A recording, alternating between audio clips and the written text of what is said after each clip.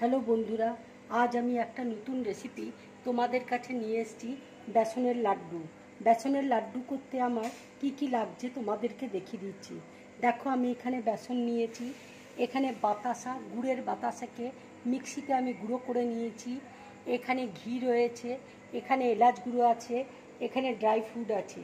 এবার আমি ড্রাই ফ্রুটগুলোকে আমি মিক্সির মধ্যে একটু গুঁড়ো করে নেব। এবার দেখো, কড়াইয়ে আমি ঘি দিয়ে দিচ্ছি।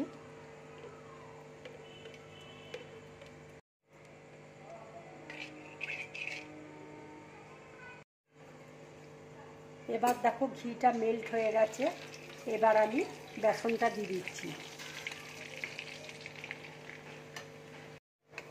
এটা কিন্তু তোমরা লো ফ্লেমে ভাজবে, তাহলে ভাজাটাও ভালো হবে, তলায় ধরে যাবে না। দেখো, বেসনটা ভাজা হয়ে গেছে, ঘি দিয়ে ভেজে নিলাম, নিয়ে খুব সুন্দর গন্ধ বেরিয়েছে একটা। এবার আমি ড্রাই ফ্রুটগুলো দিয়ে দিচ্ছি।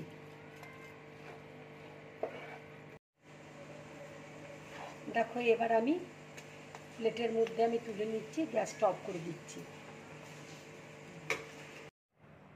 এবার দেখো, আমি এলাচ গুঁড়ো দিয়ে দিচ্ছি।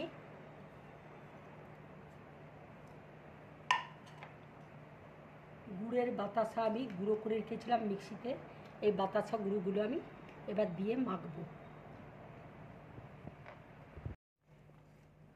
গুড় সুগারের পক্ষে অতটা ক্ষতিকর নয়, কিন্তু চিনি দিয়ে খাওয়া অতটা ভালো নয়। তোমরা ইচ্ছে করলে চিনি দিতে পারো। আমি এখানে গুড়ের বাতাসা দিয়েছি। যাদের সুগার আছে তারা এই গুড়ের বাতাসা দিয়ে এই বেসনের লাড্ডু করে খাবে, খুব ভালো। ইচ্ছে করলে তোমরা চিনি দিতে পারো। আমি কিন্তু এখানে গুড়ের বাতাসা দিয়ে লাড্ডুগুলো করছি। দেখো, মাখাটা হয়ে গেছে। এবার আমি লাড্ডুগুলো পাকিয়ে নিচ্ছি।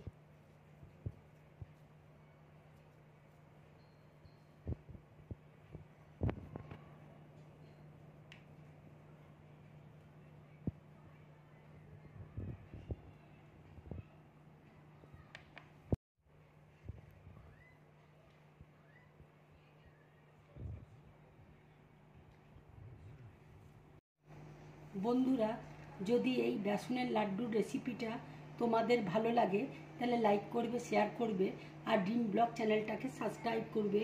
বেশি করে তোমরা কমেন্ট করবে, তাহলে আমার খুব ভালো লাগবে। নমস্কার।